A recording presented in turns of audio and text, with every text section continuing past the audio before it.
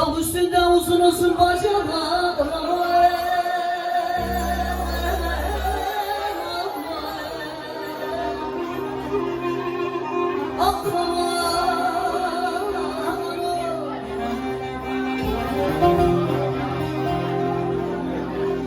Bizim evde uzun olur geceler.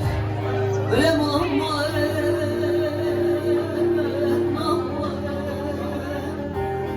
hayneller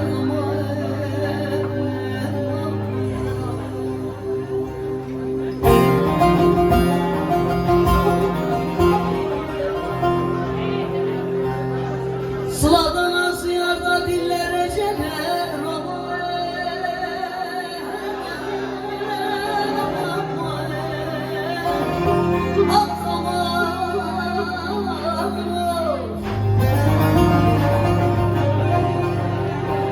Ben öleyim de beni yana gönderin.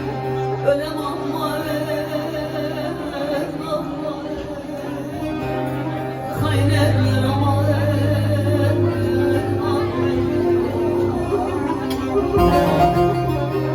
ben öleyim de beni yana gönderin.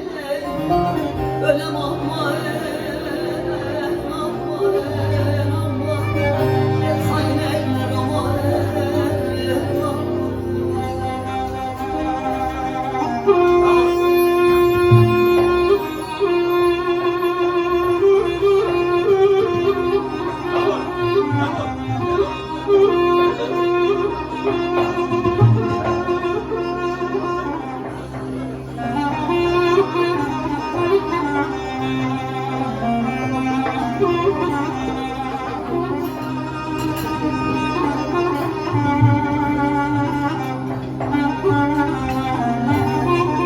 efendim Cem Ekmen kardeşime bir alkış rica ediyorum.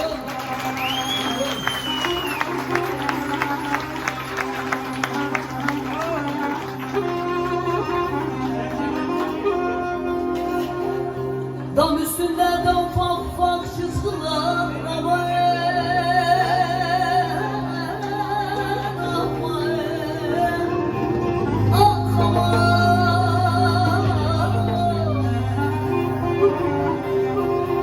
yüreğime de bir ok değmiş sızılar. Ölem ama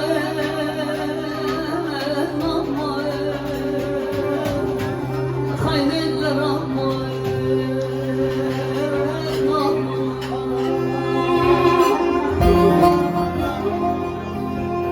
sıladan az yarda beni arzular ama